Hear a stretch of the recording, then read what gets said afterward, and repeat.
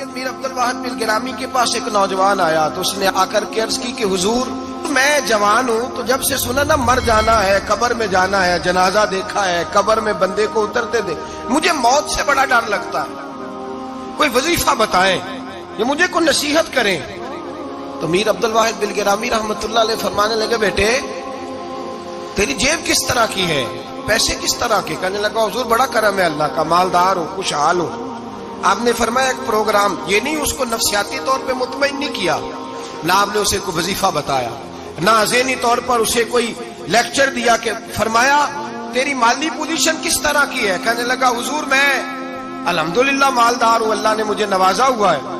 آپ فرمانے لگے اس طرح کر، روزانہ کی بنیاد پہ صدقہ دینا شروع کر، اور فرض نماز کے ساتھ ساتھ روزانہ کی بنیاد پر چند نفل پڑھنے شروع کر، صدقہ روز دے، 10 روپے دے لیکن دینے روزانہ ہے، 15 روپے دے لیکن دینے روزانہ ہے، روزانہ کی بنیاد پر صدقہ کر۔ بچہ کہتا ہے میں بھی حیران تھا کہ حضرت میں تو وظیفہ پوچھنے آیا تھا کہ موت سے ڈر لگتا ہے، انہوں نے مجھے صدقے پہ لگا دیا، نفل پہ لگا دیا، وہ تو کام میں کر رہا ہوں۔ خیر بزرگ تھے، وظیفہ پڑھنے لگا، صدقہ دینے لگا، اللہ اللہ کرنے لگا۔ فرماتے ہیں کچھ دن بیت گئے تو میر عبد الواحد بن گرامی رحمت اللہ علیہ 6-7 ماہ کے بعد دوبارہ ملاقات ہوئی تو فرمانے لگے بیٹے اب تیرا کیا حال ہے؟ تو وہ نوجوان کہنے لگا حضور اب مجھے مرنے سے ڈر نہیں لگتا، بلکہ اب تو میرا مرنے کو دل کرتا ہے، تو دل کرتا ہے، ڈر نہیں لگتا، اب دل کرتا ہے۔ اور حضور آپ نے میرے ساتھ کیا کیا ہے کہ میرا تو دل کرنے لگا ہے مرنے کو، خوف نکل گیا ہے، دل کرنے لگا ہے میں جاؤں۔ تو بڑا خوبصورت ارشاد فرمایا، کیا بات ہے، اللہ والوں کی باتیں اللہ کے لشکروں میں سے لشکر ہوتی ہیں۔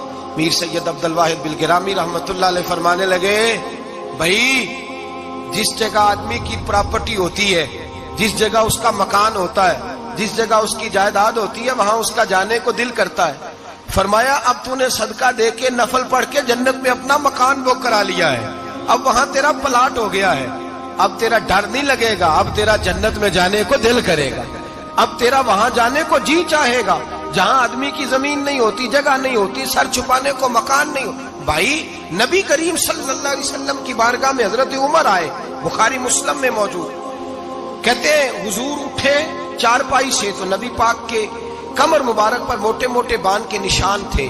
عرض کی یا رسول اللہ صلی اللہ علیہ وسلم کیسر و کسرا تو اتنی موج میں ہے، یا رسول اللہ وہ تو اتنی موج کر رہے ہیں اور آپ اس تکلیف میں؟ تو محبوب نے فرمایا عمر کیا تم یہ پسند نہیں کرتے کہ وہ دنیا میں موج کر لے اور اللہ آخرت کی ساری عزتیں ہمیں ہی عطا فرما دے؟ فرمایا میں تمہاری دنیا سے کچھ لینے نہیں آیا، میں تو بطور مسافر یہاں وقت گزار کے پیغام الہی دینے آیا۔ تو میرے بھائی جب توحید باری تعالیٰ پر توجہ ہوتی ہے پھر دنیا کی لذتوں پہ دل نہیں لگتا، پھر انسان ساری محنت آخرت کے لیے کرتا ہے، پھر اس کا خیال آخرت کی طرف رہتا ہے۔ اور میرے اعلیٰ حضرت فاضل و محدث بریلوی رحمت اللہ تعالیٰ علیہ فرماتے ہیں جب تیری توجہ توحید باری تعالیٰ کی طرف ہوتی ہے نا پھر تو اپنے آپ کو سنبھال کے نہیں رکھتا، پھر تو تیرا دل کرتا ہے میں جیوں بھی تو اللہ کے لیے، مروں بھی تو، بول کے بتائیے، جیوں بھی تو اور مروں بھی تو، میری زندگی کا مقصد تیرے دین کی سرفرازی، میں اسی لیے مسلمان، میں اسی لیے نمازی۔ پھر دل کرتا ہے کہ جینا مرنا اللہ کے لیے ہو۔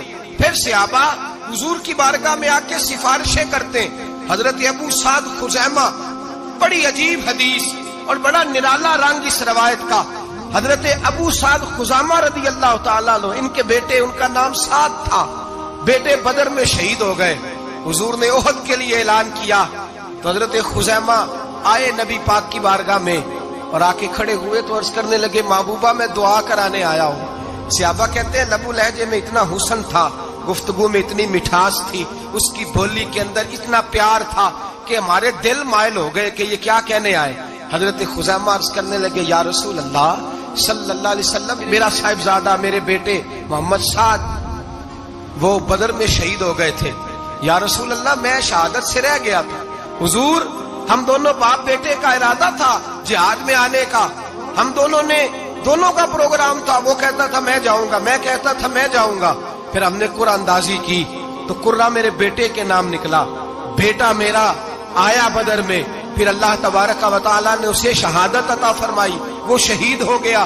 یا رسول اللہ صلی اللہ علیہ وسلم، آپ نے کل اعلان فرمایا ہے کہ احد کے لیے جانا ہے، اور رات ہی کو میرا بیٹا مجھے خواب میں ملا ہے، اور میں نے دیکھا ہے وہ تو جنت کی نہروں کے قریب سیریں کر رہا ہے، اور مجھے کہہ رہے ابا جی جلدی آ جائیں، یہاں مل کے رہیں گے، مل کے وقت گزاریں گے۔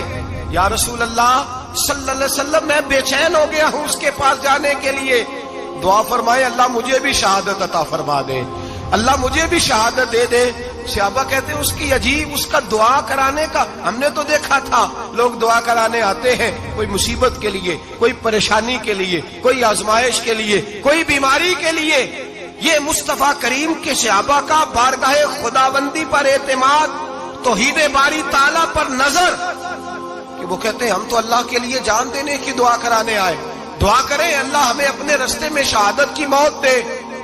صحابہ کہتے ہیں نبی پاک نے دعا فرمائی، پھر ہم نے حضور کی دعا کو قبول ہوتے بھی دیکھا، ہم نے اپنی آنکھوں سے مصطفیٰ کی دعا کو قبول ہوتے دیکھا، ہم نے جناب خزیمہ کو احد کے میدان میں شہید ہوتے دیکھا، اور میرے رسول پاک صلی اللہ علیہ وسلم کے صحابہ ان کی طرف دیکھتے تو رشک کرتے، فخر کرتے، کہتے دیکھو یہ وہ غلام ہے جو حضور سے دعا لے کر کے دنیا سے گیا۔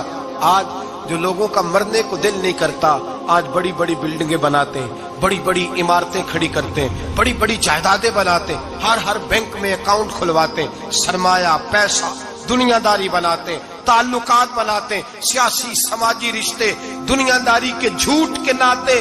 توحید باری تعالیٰ پر جب اعتماد ہوتا ہے تو انسان جس رشتے کو مضبوط کرنا چاہتا ہے وہ یا خدا کا رشتہ ہوتا ہے یا محمد مصطفیٰ کا رشتہ ہوتا ہے، باقی تو پھر اس کی توجہ ہٹ جاتی، باقی تو ہٹ جاتی ہے توجہ، پھر وہ یہ دیکھتا ہے کہ خدا رسول کے ساتھ رشتہ کس طرح مضبوط ہو سکتا ہے۔ میرے بھائی، توحید باری تعالیٰ اللہ کے رستے میں مرنے کا جذبہ دیتی ہے، راہ الہی میں نکلنے کا شوق پیدا کرتی ہے۔ اللہ تبارک و تعالیٰ کی توحید جب تو کامل طور پر مانتا ہے پھر تیرا آگے بڑھنے کو دل کرتا ہے۔ حضرت سیدنا انس بن مالک رضی اللہ تعالیٰ عنہ فرماتے ہیں، الترغیب والترہیب میں حدیث مبارکہ موجود ہے، فرماتے ہیں احد کے میدان میں یا اس کے علاوہ کوئی ایسا موقع تھا کہ ایک صحابی حضور کی بارگاہ میں آئے، عرض کرنے لگے یا رسول اللہ صلی اللہ علیہ وسلم، ایک تو میں غریب ہوں، دوسرا میری شکل صورت خوبصورت نہیں، تیسرا میرے وجود سے بدبو نکلتی ہے، کوئی میرے قریب نہیں بیٹھتا، اگر میں اللہ کے رستے میں جہاد کروں، اپنی راہ خدا میں جان دے دوں تو بتائیے میرا رب مجھے کیا عطا کرے گا؟ تو نبی پاک نے فرمایا اگر تو شہید ہو گیا تو سارے دروازے کھل جائیں گے جنت کے، سیدھا جنت میں جائے گا۔ یقین کامل دیکھیے، احد کے میدان میں تلوار پکڑی، جہاد کیا، شہید ہو گئے، صحابہ کہتے ہیں نبی پاک اس کے سرانے آ کے کھڑے ہوئے، اور کیا خوبصورت جملے ارشاد فرمائے اللہ تبارک و تعالی نے اس کی بدصورتی کو خوبصورتی میں بدل دیا ہے، اللہ نے اس کے وجود سے آنے والی بدبو کو خوشبو سے بدل دیا، اور نبی پاک علیہ السلام فرمانے لگے جنت کی حور دروازہ کھول کے اسے کہہ رہی ہے آ جا جلدی جلدی، اللہ نے تیرا نکاح میرے ساتھ فرما دیا ہے، جلدی آ جا، میں تیرے استقبال کو کھڑی۔ میرے عزیز، کچھ لوگ ایسے ہیں جن سے عذاب قبر ہوگا ہی نہیں۔ میرے رسول کریم صلی اللہ تعالی علیہ وسلم نے ارشاد فرمایا کہ جو اللہ کے رستے میں شہید ہو گیا، یہ سنن نسائی میں موجود ہے، اسے عذاب قبر نہیں ہوگا، بلکہ ایک حدیث میں تو فرمایا حساب کتاب ہی نہیں ہوگا، اللہ بغیر سوال جواب کے جنت عطا فرما دے۔ کچھ لوگوں کو لوگوں کی بخشش پہ بھی مسئلہ ہی بنتا ہے کہ کوئی بخشا نہ جائے۔ اور ایک صاحب کہہ رہے تھے جی یہ کیا معاملہ ہے کہ جمعے کو بندہ مر گیا یا فلانا ہو گیا تو اس سے حساب کتاب نہیں ہوگا، اتنے بڑے جرم لوگوں نے اتنے پاپ، اور جمعے کو مر گیا تو بخشا جائے گا۔ تو میں نے کہا جرموں کا بھی اسے حساب اللہ لے لے گا، لیکن میاں حساب کتاب کی ڈیوٹی نہ اللہ کی ہے تو بہتر یہ ہے کہ اسی کے ہاتھ میں رہے، تو نہ اپنے ہاتھ میں لینے کی کوشش کر۔ سنن ترمذی کی حدیث، ہمیں پتہ نہیں کیا مصیبت ہے، ہمیں پتہ نہیں کیا مسئلہ ہے۔ ایک جنازے سے میں نکلا، آپ یقین کریں کبھی کبھی کلیجہ پھٹ جاتا ہے، میں ایک جنازے سے نکلا تو میرے ساتھ ایک بندہ جنازہ پڑھ کے نکلا تو کہنے لگا جی پیر صاحب دیکھیں آج کتنی دنیا آئی ہے، حالانکہ یہ بندہ اس طرح کا تھا، اس طرح کا تھا، اس طرح کا تھا۔ میں نے اسے کہا یار تجھے تو فکر ہی لگ گئی ہے کہیں جنت میں چلا ہی نہ جائے. تو اس طرح کرنا, جنت کے دروازے کے سامنے کھڑے ہو جانا ڈنڈا لے کے کہ میں نے نہیں جانے دینا. شرم آنی چاہیے ہمیں. اللہ فرماتے ہیں جنت اتنی چوڑی ہے جتنے زمین و آسمان, اس کی چوڑائی زمین اور آسمان کے برابر ہے. تو ہم تو اپنے علاوہ کسی کو جانے نہیں دینا چاہتے جنت میں. اور بس کریں, جنت خدا کا فضل ہے, اور اللہ فرماتے ہیں میرا فضل میں جسے چاہتا ہوں عطا کرتا ہوں. یہ سنن ترمذی کی حدیث, اور اس کے راوی حضرت عبداللہ ابن عمر رضی اللہ تعالیٰ عنہ. نبی پاک علیہ السلام نے فرمایا جو مسلمان جمعے کے دن یا جمعے کی رات کو فوت ہو اس کو اللہ تعالیٰ قبر کی آزمائش سے محفوظ رکھتا ہے. جو جمعے کی رات فوت ہو جائے یا جمعے والے, یعنی جمعے رات اور جمعے کی درمیانی رات چلا جائے یا جمعے والے, تو اللہ اسے عذاب قبر سے. تو میرے عزیز, جو بندہ شہید ہو اس سے عذاب قبر نہیں ہوتا. جو آدمی جمعے کے دن یا جمعے کی رات چلا جائے اسے بھی عذاب قبر نہیں ہوتا. اور میرے رسول کریم صلی اللہ تعالی علیہ وسلم نے فرمایا جو بندہ ایک دن اور ایک رات, یہ حدیث صحیح مسلم میں, سنن ترمذی میں, مصنف عبد الرزاق میں موجود ہے, ایک دن اور ایک رات اللہ کی رضا کے لیے اسلامی سرحد پہ پہرا دے. میں اور آپ سوئے ہوئے ہیں, لیکن وہ لوگ جو فوجی بارڈروں پہ کھڑے ہیں, دیکھو مدینے والے محبوب کس کس پہ کرم فرماتے ہیں. ساری عمر نہیں, 24-25 سال کی سروس نہیں, فرمایا ایک دن اور ایک رات اللہ کی رضا کے لیے جو اسلامی سرحد پر پہرا دے, مسلمانوں کو کافروں سے بچائے, رب اسے عذاب قبر نہیں دے گا, اسے اللہ تعالیٰ اپنے فضل سے معاف فرما دے گا. ایک رات اور ایک. آپ کیا سمجھتے ہیں کہ ان فوجیوں کی کوئی چھوٹی شان ہے, ان کا کوئی چھوٹا مرتبہ ہے؟ ایک دن اور ایک رات اگر یہ پہرا دیں تو اللہ انہیں اتنا انعام عطا کرتا ہے. اسی طرح سن لو, یہ ذرا غور سے سننا, ابن ماجہ کی حدیث, اور اس کے علاوہ مسند ابو یعلا میں موجود حدیث کے راوی حضرت ابو ہریرہ رضی اللہ تعالی عنہ, حضور صلی اللہ تعالی علیہ وسلم نے فرمایا جو شخص بیماری سے فوت ہوا, قربان جاؤں میرے محبوب نے بیماری کا نام ہی نہیں لیا, فرمایا کوئی بھی بیماری ہو, فرمایا جو آدمی بیماری سے فوت ہوا اللہ اسے شہادت کی موت عطا فرمائے گا, اور وہ عذاب قبر سے اور قبر کے امتحان سے بھی محفوظ رہے گا. اور حضور فرماتے ہیں اس کو صبح اور شام جنت کے باغوں میں سے رزق دیا جائے گا.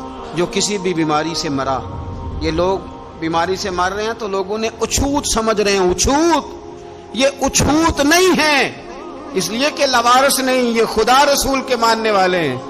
تم انہیں اچھوت کہہ رہے ہو اور مدینے والے رسول انہیں شہید فرما رہے ہیں. حضور نے فرمایا جو بیماری سے مرے شہید ہے, وہ قبر کے عذاب سے محفوظ رہے گا اور جنت کے باغوں میں سے اللہ رزق دے گا. لوگ کہتے ہیں دیکھو جی بڑا تانگ ہو کے دنیا سے گیا ہے, تو اس بندے کو بھی عذاب قبر نہیں ہوتا. اسی طرح جو بندہ سورہ ملک پڑھتا ہے, سنن ترمذی میں حضرت ابن عباس سے روایت ہے کہ حضور صلی اللہ علیہ وسلم کے ایک صحابی نے ایک جگہ خیمہ لگایا تو وہاں سورہ ملک پڑھنے کی آواز آتی تھی, کوئی بندہ پڑھنے والا نظر نہیں آتا تھا. جب حضور کی بارگاہ میں عرض کیا تو فرمایا وہاں قبر تھی اور قبر کے اندر بیٹھ کے میرا صحابی سورہ ملک کی تلاوت کر رہا تھا. اگر ہمیں خسرہ نمبر یاد ہو جاتا ہے نا اپنی جگہ کا, اور ہمیں پتہ ہوتا ہے کہ میرے والا حصہ کتنے کروڑ کا ہے, اگر ساری کہانیاں ہمیں یاد ہوتی ہیں تو سورہ ملک بھی ہمیں یاد ہو سکتی ہے. موبائل پہ اس کو ریکارڈ کر لیں, پھر اس کو سنیں کبھی بھی سورہ ملک میں. اور ہمارے سلسلہ عالیہ میں تو سورہ ملک وظیفہ ہے. ہمارے الوظیفۃ الکریمہ میں اعلیٰ حضرت نے لکھا ہے کہ رات کو سورہ ملک اور سورہ یاسین کے بغیر سونا نہیں. سورہ ملک اتنی شاندار سورت ہے کہ نبی پاک صلی اللہ علیہ وسلم نے فرمایا یہ قیامت کے دن اللہ کی بارگاہ میں ناز سے جھگڑا کرے گی اور کہے گی اے اللہ یہاں تو میرے پڑھنے والے کو جنت عطا فرما یا مجھے قرآن پاک سے علیحدہ کر دے. تو رب کریم پھر اپنے فضل سے پڑھنے والے کو جنت عطا کرے گی. میری اپیل ہے ہر اس شخص سے جو کسی بھی مشکل کا شکار ہے, کسی بھی آزمائش کا شکار ہے, کسی بھی ذہنی پریشانی کا شکار ہے, وہ کسی بھی قسم کے دباؤ کا شکار ہے, کسی الجھن کا شکار ہے, کسی تکلیف میں ہے, کسی درد میں ہے, فقر میں ہے, آزمائش میں ہے, قرض میں ہے, بیماری میں ہے, پریشانی میں ہے, وہ اپنے رب کی بارگاہ میں استغفار پڑھے. استغفر اللہ ربی من کل ذنب واتوب الیہ کثرت کرے, نہیں تو استغفر اللہ استغفر اللہ استغفر اللہ کثرت سے پڑھے. کسی بھی صورت میں اپنے مالک کے حضور استغفار کرتا رہے, کرم ہوتا رہے گا, رحمت ہوتی رہے گی, بخشش ملتی رہے گی, اللہ درگزر فرمائے گی۔ حضرت امام حسن سے آ کے وظیفہ پوچھا، اس شخص نے کہا حضور اولاد کوئی نہیں تو وظیفہ بتائے، تو آپ نے فرمایا استغفار پڑھا کر۔ کیا کر؟ اس نے کہا ٹھیک ہے۔ تو حضور پھر میں دوبارہ کعبہ ہوں تو امام حسن کہنے لگے بے اولاد ہے نا تو، استغفار کا وظیفہ بتایا نا؟ کہا ہاں۔ فرمانے لگے اب اس وقت آنا جب اللہ تجھے 10 بیٹے عطا کرے گا۔ کتنے؟ 2 4 نہیں، 10 ہی کہہ دیے۔ تو حضرت امیر معاویہ رضی اللہ تعالیٰ دیکھا، کہنے لگے حسن اتنا بڑا دعویٰ؟ آپ فرمانے لگے میں نے کہہ دیا نا تو اللہ فضل کرے گا۔ ہاں ہاں اللہ خیر کرے گا، خیر ہو جائے گی۔ وہ شخص کئی سالوں کے بعد آیا، کئی سالوں کے بعد، تو حضرت امیر معاویہ کو بھی ساتھ لایا، کہنے لگا حضور اللہ کے فضل سے اللہ نے 10 بیٹے عطا فرمائے، پورے 10 ہی اللہ نے دیے۔ تو حضرت امیر معاویہ کہنے لگے جناب بات تو آپ کی سچی ہو گئی، پر مجھے بھی بتائیے وظیفہ کہاں سے لیا؟ فرمانے لگے قرآن پاک سے، سورہ نوح کی 10 11 12 آیت پڑھو۔ اللہ فرماتے ہیں تم استغفار پڑھو، میں تمہاری بیٹوں سے بھی مدد کروں گا، مالوں سے بھی مدد کروں گا۔ تو میں نے استغفار بتائی تھی اور قرآن میرے اللہ کا ہے، رب کا وعدہ جھوٹا ہو سکتا؟ فرمایا 10 بیٹے ملنے تھے، میں نے کہہ جو دیا تھا۔ وہ میرے بھائیوں یاد رکھیں، استغفار اللہ کی رحمت نازل کرتا ہے۔ ایک ہوتا ہے خوف، ایک ہوتی ہے خشیت۔ خوف والے لوگ توبہ کرتے ہیں، خشیت والے استغفار کرتے ہیں۔ ایک ہوتا ہے خوف، ایک ہوتی ہے خشیت والے استغفار کرتے ہیں۔ نبی کریم علیہ السلام نے فرمایا میں دن میں 100 مرتبہ استغفار کرتا ہوں، دن میں۔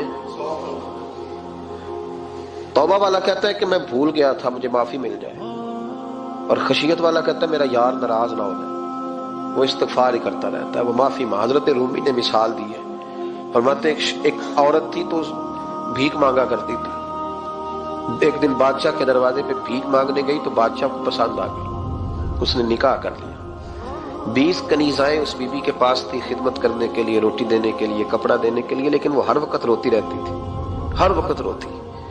ایک سمجھدار کنیز کہنے لگی کہ ملکہ اب تیرا درجہ بہت بڑا ہے، تو ہر وقت روتی رہتی ہے، معافیاں ہی مانگتی رہتی ہے ہر وقت، کون سی ایسی نعمت ہے جو تیرے پاس نہیں؟ تو وہ کہنے لگی اس لیے تو روتی ہوں۔ کیا مانا؟ کہنے لگی اس لیے روتی ہوں کہ میں اس قابل نہیں تھی جو مجھے مل گیا، کہیں میرے سر کا سائیں ناراض نہ ہو جائے، وہ کہیں بگڑ نہ جائے، مجھے پتا ہے کہ میں کیا تھی اور مجھے کہاں تک پہنچا دیا، میں روتی اس لیے ہوں کہ کبھی کہیں وہ ناراض۔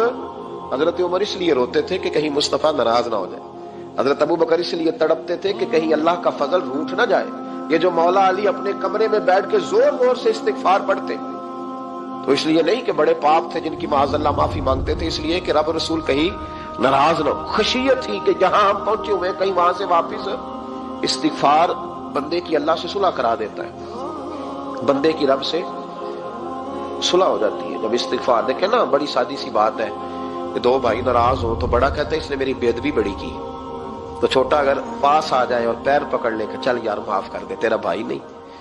پتہ کیا ہوتا ہے؟ صرف معافی نہیں ملتی، ہاں صرف معافی نہیں، چھوٹے نے بے ادبی کر دی، بڑے کو تکلیف ہوئی، بات جب آگے بڑھی نا تو بڑے نے شکوہ کیا، جب لوگوں نے چھوٹے کو سمجھایا تو چھوٹا جب معافی مانگتا ہے، ادھر دیکھو میری طرف، جب چھوٹا معافی مانگتا ہے نا اٹھ کے جاتا ہے اور بڑے کے پیر پکڑتا ہے تو میرا معاف نہیں کرتا، بڑا رو بھی پڑتا ہے، بڑا رو بھی پڑتا ہے، اور وہ کہتا ہے کہ وہ میں اور تو اماں کے پاس اکٹھے بیٹھتے، ایک باپ کی موٹر سائیکل پہ اکٹھے بیٹھتے، تو تیرا اور میرا رشتہ یار تو نے یہ کیوں؟ وہ جو آنسو نکلتے ہیں نا وہ درد ہوتا ہے، وہ کیف ہوتا ہے، وہ سوز ہوتا ہے، وہ لذت ہوتی ہے، وہ پیار ہوتا ہے۔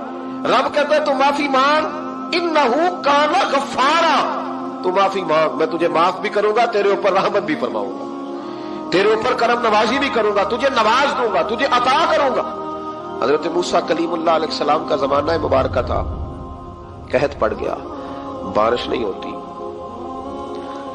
ہم لوگ نا اب تو خیر ہمارے پاکستان میں تو ٹیبل ٹاک ہوتی ہے، ٹاک شو ہوتے ہیں، ہمارے یہاں تو پتہ کیا جاتا ہے کہ بارش ہو کیوں نہیں رہی، پھر اس پہ یہ ہوتا ہے کہ دھواں بڑا چڑھ گیا ہے، حالات بڑے خراب ہیں، فلاں ایسے ہو گیا قحط کا۔ ہم تو اسباب تلاش کرتے رہتے ہیں نا، نہیں پھوک بہت زیادہ ہے، فلاں چیز ایسے ہے، فلاں چیز ایسے ہے، ہم تو یہ تلاش کرتے رہتے ہیں۔ وہ لوگ یوں نہیں کرتے تھے، وہ سیدھے جا کے مسلوں پہ بیٹھتے تھے، اس لیے کہ وہ کہتے تھے جب رب چاہتا ہے تو پھر کوئی چیز کسی چیز کو روک سکتی، وہ سیدھے مسلے پہ بیٹھتے۔ اعلیٰ حضرت فاضل بریلوی رحمۃ اللہ علیہ کے پاس ایک مولانا محمد حسین آئے، وہ فلکیات کے بڑے ماہر تھے، تو اعلیٰ حضرت نے فرمایا ذرا ستاروں کا حساب لگا کے دکھاؤ بارش کب ہوگی؟ کہنے لگا پورا مہینہ تو نہیں ہوگی، تو اعلیٰ حضرت رحمۃ اللہ علیہ فرمانے لگے کہو کہ میرا علم کہتا ہے مہینہ نہیں ہوگی، اللہ چاہے تو ابھی ہو سکتی ہے۔ کہنے لگا جی وہ تو ٹھیک ہے پر میرا علم، وہ جیسے روز لوگوں نے پیر نیٹ ٹو سین شاہ صاحب نہیں کھولے ہوتے کہ بارش کب آئے گی، اور اس کی طرف نہ دیکھ، مصلے پہ بیٹھ، مہربانی کر مصلے پہ بیٹھ، اللہ کی بارگاہ میں حاضر ہو، اس سے معافی مانگ، اسے منا تاکہ وہ رحمت کی بارش۔ کہنے لگا جی میرا علم کہتا ہے، تو اعلیٰ حضرت فرمانے لگے پھر وہی بات، تو کہہ اللہ چاہے تو بارش ابھی، لیکن یہ جو اڑ گئے ہیں نا بیچارے، یہ اڑ ہی گئے ہیں، یہ جہاں الجھ گئے ہیں وہاں یہ لوگ الجھ گئے، اللہ ہمیں الجھنے سے محفوظ فرمائے۔ تو اعلیٰ حضرت اٹھے تو فرمایا ٹائم کیا ہوا ہے گھڑی پہ؟ کہنے لگا جی 12۔ تو اعلیٰ حضرت نے گھڑی گھمائی، اب کیا بج گیا؟ کہنے لگا 4 بج گئے۔ فرمانے لگے بج گئے نا 4؟ کہنے لگا جی آپ نے گھڑی گھما جو دی ہے۔ فرمانے لگے اللہ بھی جب چاہے تو ستارے گھما دیتا ہے، اللہ بھی ستارے گھما دیتا ہے بارش۔ کہنے لگا جی وہ تو ٹھیک ہے پر مہینہ نہیں ہو سکتی، اڑا ہوا بندہ اس کا کوئی علاج ہے جو اڑ جو جائے، اس کے لیے قرآن کہتا ہے وَإِذَا خَاطَبَهُمُ الْجَاهِلُونَ قَالُوا سَلَامًا، اسے سلوٹ کرو دور سے، اسے کو تو جان اور تیرا۔ کہنے لگا جی ہو نہیں سکتی پورا مہینہ۔ فرمانے لگے یار تو جا اپنا کام کر۔ وہ شخص کہتا ہے میں نے دروازہ کھولا اعلیٰ حضرت کا، کمرے سے باہر نکلا تو تیز بارش ہو رہی، واپس آیا تو میں نے کہا احمد رضا یہ عقیدہ کہاں سے لیا ہے؟ فرمایا دروازہ مصطفیٰ سے لیا ہے صلی اللہ علیہ وسلم۔ تو یاد رکھیں کہ اللہ کو منانا چاہیے، استغفار کرنا چاہیے۔ پھر غور کر لیں اس بات پر کہ وہ کتنا عظمت اور رفت والا شخص ہے جس کی اللہ کی نظر میں عزت ہے، جو اللہ کے ہاں قابل اکرام ہے، مالک کے ہاں۔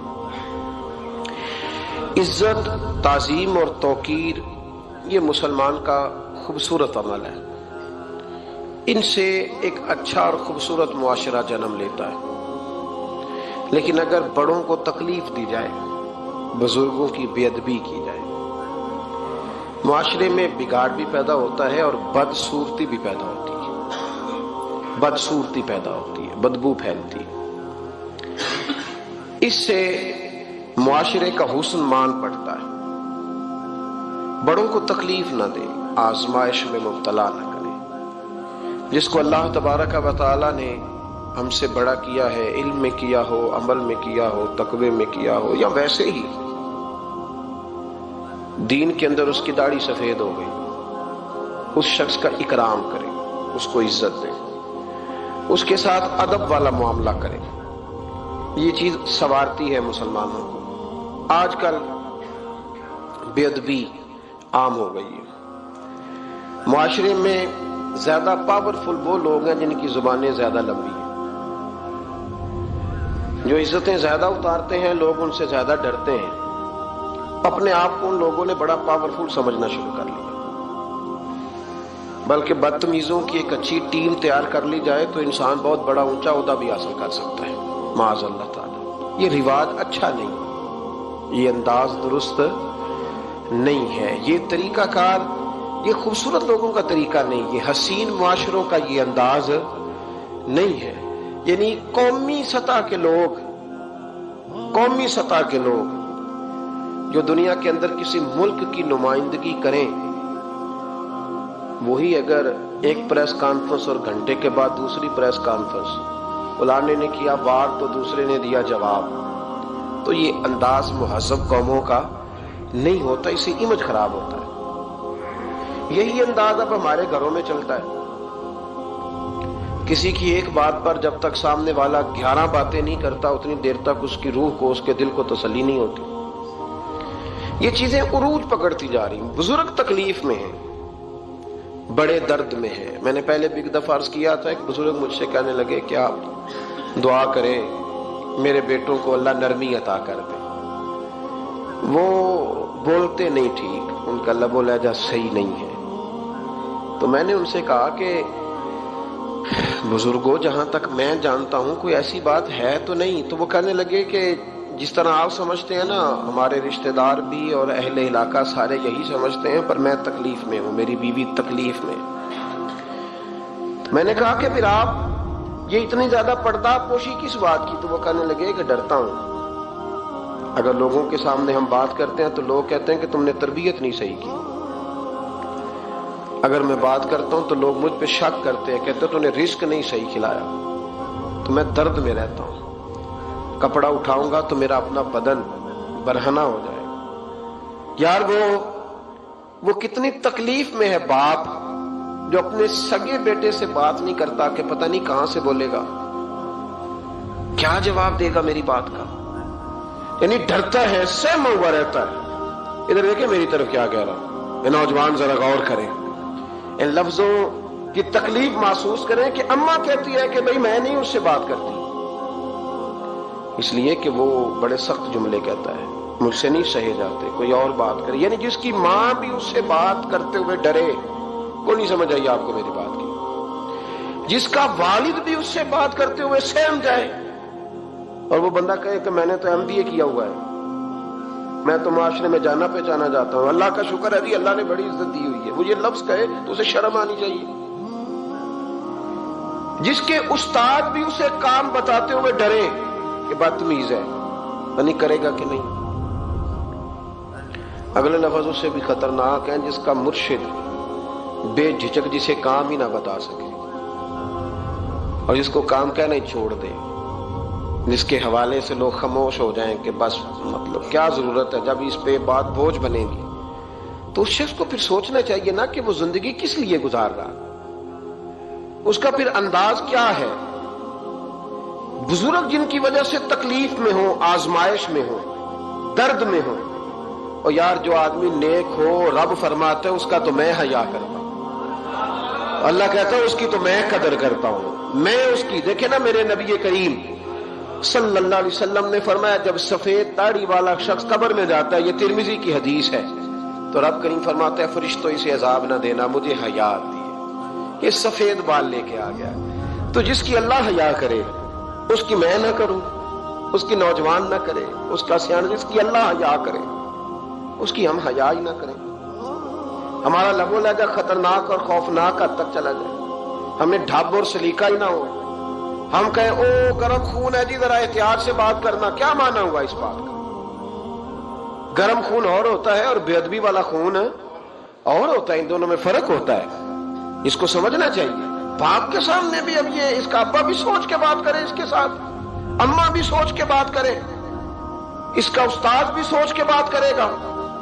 اسلام ادب والا دین ہے، احترام والا دین ہے، یہ آداب سکھاتا ہے، یہ